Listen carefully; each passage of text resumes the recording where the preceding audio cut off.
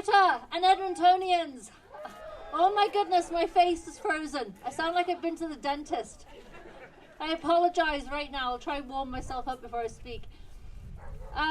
Last week I read a speech given to me from healthcare professionals. There was a gentleman in the crowd, I don't know if he's here today, Donald Stanley. He shared that speech. As far as David and I can track, it's hit 500,000 people. I am so grateful to him for doing that, and for everybody else who shared it. It's still traveling. I'm just so happy that those healthcare professionals have managed to have their voice heard. And I know CTV are not here today, but for everybody else, so I can correct the record, I don't know how many times, I am not a nurse. David will tell you, I am a poor nurse. Well, I'm a reasonable teacher, but a very poor nurse. This week I speak for myself and David as advocates for residents, families and carers in long-term care facilities. My mother has spent the last decade in long-term care here in Edmonton. I'm connected with families who would welcome the opportunity to share their stories with the media. I have residents who've actually asked to protest. I'm talking to HCAs who are struggling with what they're seeing happening to those in long-term care, but who, like the nurses I spoke of last week, have been threatened if they speak out. Has anybody covered these stories in the media? I've always said that if we can address what's happening in long-term care homes, we can resolve this crisis for all of us. Yes, the population in long-term care is at risk for COVID-19. They are, and always have been, from any ILI, which for any of you who don't know is an influenza-like illness. But people need to understand the actual toll in terms of suffering and death for these poor souls is the direct result of the protocols that have been put in place for this virus. The first total lockdown for residents in my mother's care centre lasted 3 months, from March to May this year.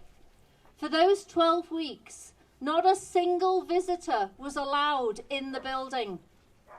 Even the primary care physicians have had to fight to get in to see their own patients. When Dina Hinshaw finally eased the restrictions, how kind of her, one family member only was given access for essential visits. The physical and mental deterioration that families saw when they were finally allowed in was, in many cases, horrendous and heartbreaking. We have worked with 6 families, including our own, in just this one centre. This is happening in care homes across North America. I am connected to groups and know that this is happening. Please note that what I am about to tell you does not in any way reflect poorly on the carers who are angels in these care centres. We level all blame for this crisis on Dina Hinshaw, AHS, and the care organisations who have woefully failed in their duty of care.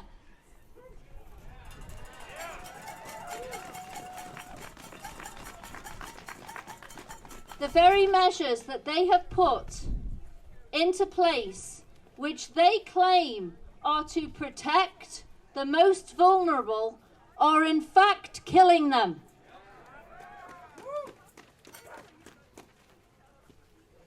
In the past, outbreaks in care centres were managed with tried and tested infection controls, just as they were in hospitals. You heard this last week.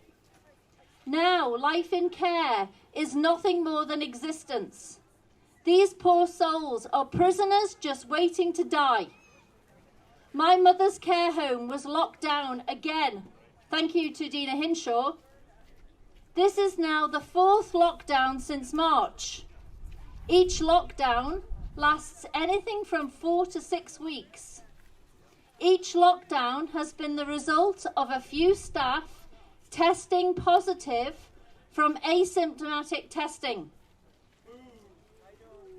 To date, residents and staff have endured 15 rounds of testing.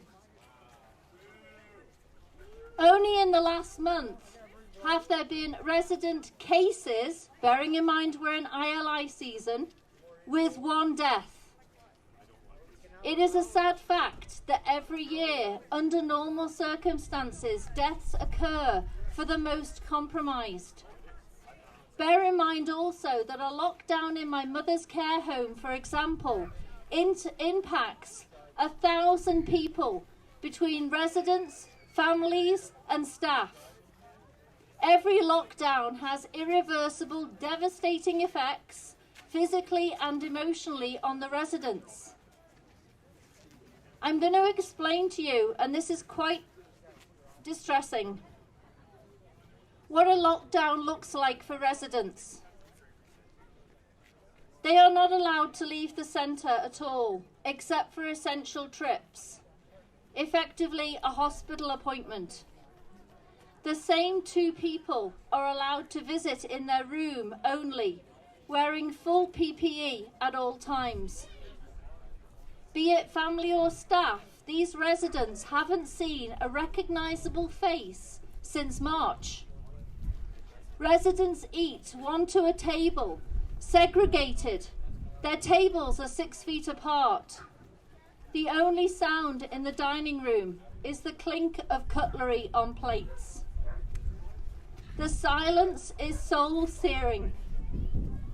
The staff move between them to help out, again without a word. My mum's care centre used to be a happy home. Laughter was infectious. It's now gone. Hopelessness is the real virus. Residents are allowed physio, but only if they go alone. They have no recreational activities. They have no access to spiritual support. They have no access to treatments, services, or activities which give their already limited lives pleasure and meaning. Extended family outings, massage, hair appointments, social interaction, visiting entertainment, everything that you enjoy, that's gone for them. The list is endless. Many see little of their family at the best of times. With restricted access and families convinced that they'll kill their loved ones if they visit. Apologies. With restricted access and families convinced they'll kill their loved ones if they visit, these sad souls are left bereft.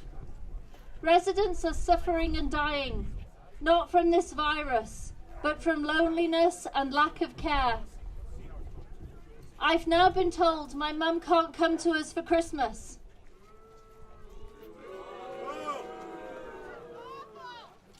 This is despite COVID cases in the facility. If COVID is her greatest risk, then my home is actually safer. Yet my mum has to remain in a care centre where she is most at risk. Carers tell me that they are overwhelmed. They're working double shifts, 7 to 11 p.m, because 2-week isolations where anyone shows a symptom or is a close contact are leaving them short-staffed. Their jobs are made twice as difficult by the continuous use of PPE. They are suffering from headaches, tiredness and dizziness. They're unable to see properly from the glare from visors. These working conditions are against OH&S standards. They put carers and residents at risk. Carers are exhausted, burnt out, fearful and demoralised. We have evidence that residents' care is being adversely affected. Medication carts are left unattended. hygiene and wound care is being neglected. Residents are not getting the help they need to eat at meal times. Floors are dirty. Beds are left soiled. Call bells are left ringing too long. Residents are being put to bed early and left in bed late. There are residents with pressure sores causing infections down to the bone in 4 cases that we know of, caused by lack of care. One such infection involves a 90-year-old lady whose leg now requires amputation. She has effectively been given a death sentence. All this is the direct result of lack of care from the protocols in place for COVID-19. Residents are physically declining from hours of inactivity. I see utter anguish on the faces of residents from hours of isolation and separation from those they love.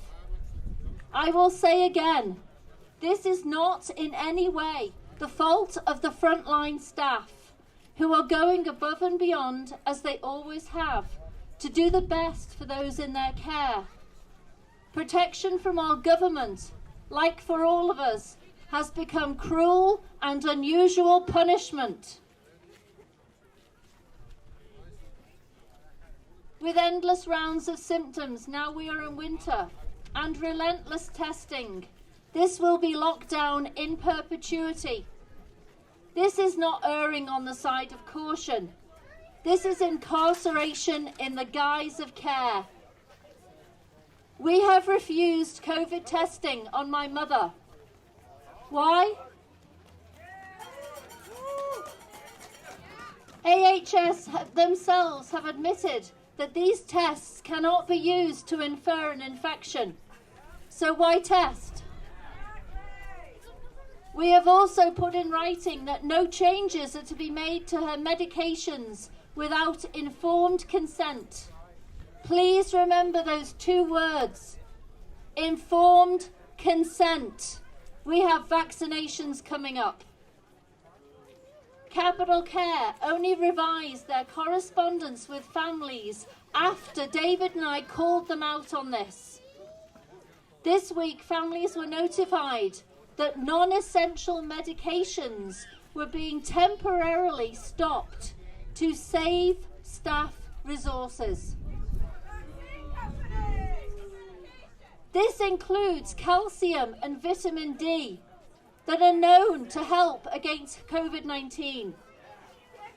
So who decides which medications for those in long-term care are non-essential?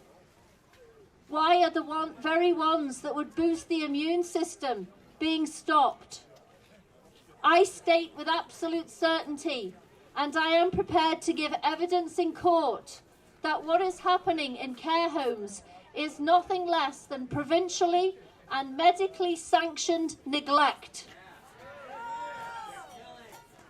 Note, David and I have contacted all 400 MLAs, MPs, patient advocate Janice Harrington, Jason Kenny, Dina Hinshaw. Every one of them has been notified of these facts, but has failed to act. To anyone who supports hard lockdowns for care centres, particularly Jason Kenny and Dina Hinshaw, I have a proposition for you. Spend the next 2 weeks in my mother's care centre under the conditions you have recommended. I'll confine you to 1 room. I'll confine you to a wheelchair. I'd also like to confine you over Christmas. When care becomes cruelty and safety imprisonment, there is no reason left to live. I leave you with one enduring quotation. The true measure of any society can be seen in how it treats its most vulnerable members.